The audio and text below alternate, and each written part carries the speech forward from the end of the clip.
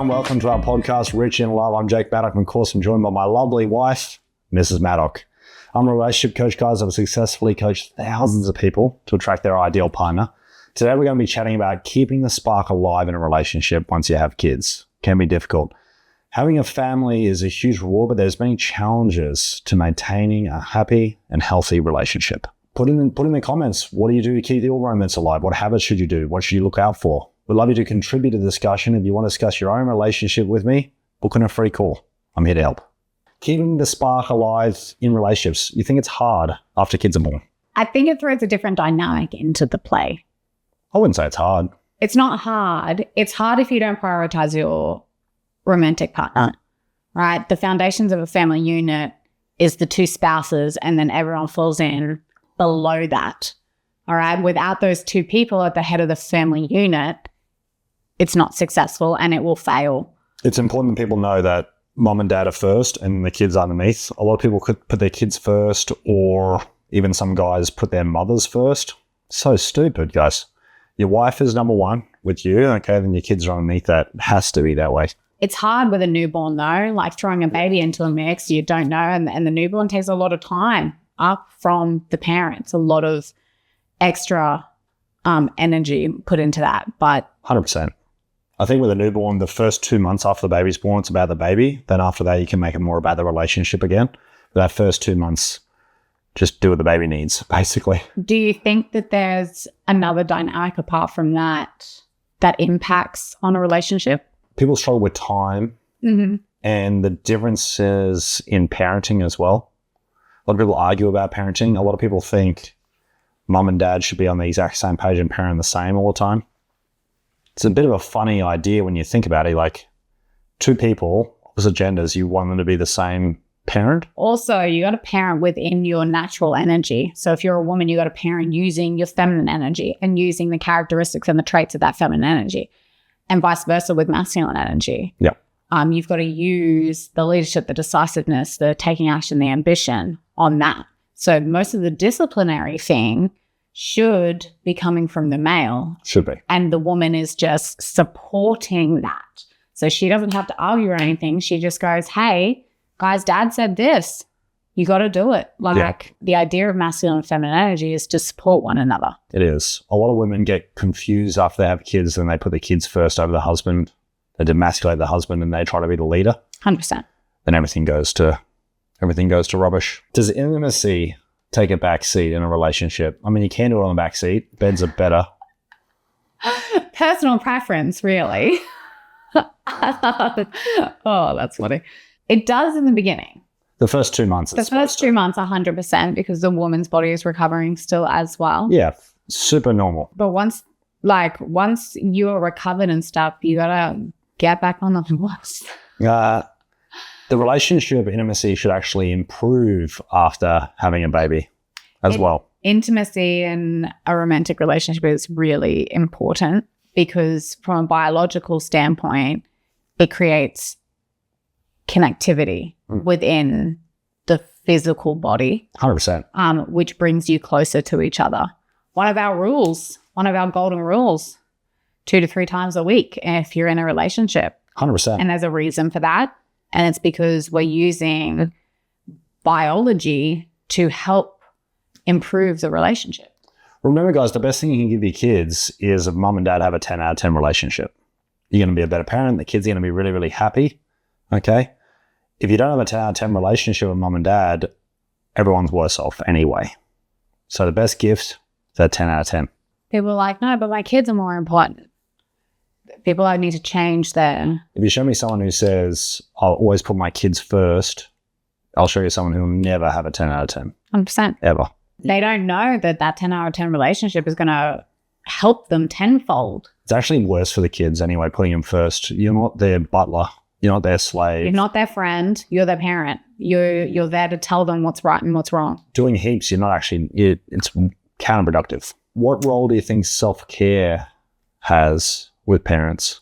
I think it's very important for the female. In the family unit, she is the head of the household, right? So without her functioning to the best of her ability, no one else is going to function to the best of their ability. No. Like, she set the standard for how that family and that unit thrives. 100%. So if she neglects herself, You got to make sure you're doing well. yeah, If you're not doing well, everyone around you will do worse. So if you're a man, you got to make sure you're fit and healthy, you look good, you earn decent money, stuff like that. So you can actually, your family's proud to have you in it. You're not a disappointment. It's not going to work otherwise. I consider that stuff's kind of self-care. You're really just putting yourself first to make sure you're going fantastic. By the way of all this sounding, we're putting the kids way down the ladder. we are. But then by doing that, though, the kids come up, right? Because then you're raising a really good person that it will be a part of the community and know what to stand for and know what's right in the world. Like, they won't have past traumas and they've got to deal with afterwards. Like, if the parents do be a little bit selfish and prioritize their relationship and their health, that's going to directly affect the kids. You know, it's a chain reaction. I think the majority of human history, people are doing that, like we said, that parenting style, apart from the last 70 years. Like, you look before that, everyone was in a community. Yeah. They helped each other. A lot of people today don't utilize what's around them because they're afraid to, or they don't want to be a burden on anyone, or they don't live close to like their parents or anything, so they don't have that access. You got to kind of design your life so you have a good network. 100%.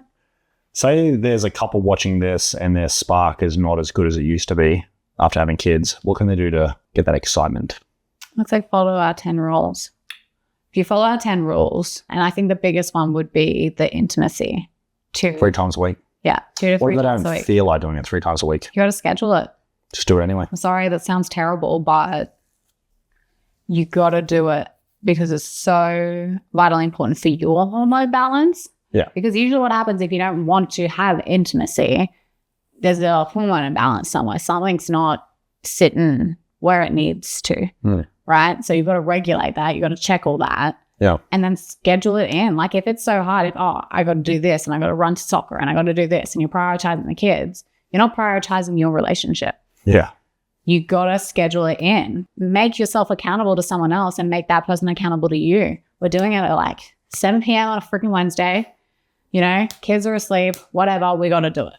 Every couple who we get to schedule it in, they only schedule it for about 2 weeks and then they don't need to do it again. No, because they start increase, and it increases higher than what we say. Mix that with some heavy flirting is very effective. So just between times of intimacy, just flirt heaps and heaps of flirty communication all the time. Hey. Flirting is really important to keeping the spark, I think. Yeah. A lot of girls think it's a red flag if a guy's really flirty all the time. I think it's quite a red flag if it's the opposite. It's a good sign. It means you I like think it. the girl should be more flirty. Yeah, the girl probably should be more flirty and the guy does the bigger steps, making it happen. We do all the small little The flirting's cute kind of like being alluring, like making it happen, creating that attraction. What do you think, if someone's prioritizing their kids, what do you think that they could do? What steps could they take right now to start improving that for their romantic relationship? Some parents almost have this people-pleasing tendency, so they really want their kids to like them. Yes. Be a bit more like your grandparents. Didn't care that much if they didn't like you. Okay, you had a deep level of respect, but yeah, getting rid of that people-pleasing thing, like you really want them to like you. Get out of that mindset. It's unproductive. What are some tips that you have for couples in amongst a really family, like a busy family schedule? So we do this one thing called lifestyle design, where you just get a piece of paper, guys, and you write out all the days of the week and you schedule in your time. Schedule in everything. What's in lifestyle design? Oh, so you can put social hobbies, intimacy, family meetings, dinner times, bedtimes, when you wake up, what time you're exercising, all the kids' schedules in there. It's just, there's 168 hours in a week, so I was just planning it out perfectly so you can really utilize every minute. Something with lifestyle design is that you constantly adapt it and move it and change it. So like every month you should be looking at it. Okay, well, what worked? Did that work in here? Let's change it up to make the flow of it better. Humans also don't like being stagnant. So you constantly have to update it and improve it so that you don't get frustrated and bored.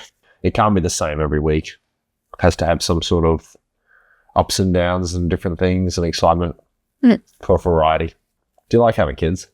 Yes. That's good. Do you want to have more kids? Yes. Can you think of any creative ways people can get time away from their kids or more romantic time with their partner, but they can't afford a babysitter? There are multiple things that you can do. It depends what aspect too. Like if you're looking more of a hobby aspect, you can do a hobby where the kids can come along and maybe participate, but you're not having, like CrossFit, for example. You know, a lot of CrossFit gyms have like a section for the kids that they can see the parent, but you're still prioritizing yourself there and working on bettering yourself. That's right. What's like a date night? What could be an example for that? If you have lots of kids, you got to build up your support network. So you don't necessarily need to afford a babysitter. If you have a good enough group of friends, one of your friends can look after the kids occasionally, and then on other nights you can look after their kids, okay? But it's about creating that support network. So if you're really quite an unlikable person and you hate yourself and you're a real loser and you don't have a support network, your life's going to be harder. If you're not going to be rich, you better be likable. Okay? Put that on a shirt. Jake Maddock, brutal t-shirt lines. He doesn't like you. Should we do some shirts? Do you think people should wait till marriage to have babies? The traditional me says yes, but you do you, boo. You know, like if you're in a 10 out of 10 relationship and you really would like that, and go for it. My general advice for the entire world, get married first and then have babies, simply from the fact it gives What about if you're engaged and you fall pregnant and then you have a marriage and then you have a baby? Yeah, it's totally fine. The only reason I want you to get married first is because it gives you enough time to build a foundation of a relationship, which is going to take a couple of years to build up really, really well. If you have a baby before that foundation is really built, it's going to be harder. So it's more about time and making sure you want to be with that person forever. There are some rules to the exception to the rules. Which way is it? Rules to the exception to the rules. Yeah. Try your best to make sure the foundation's built first. And getting married is fantastic. Can you think of any common myths that people have with children and relationships and all this sort of stuff? It's not a myth, but you're going to lose sleep. That's for sure. Yeah, babies keep you awake. For sure. What can you think of?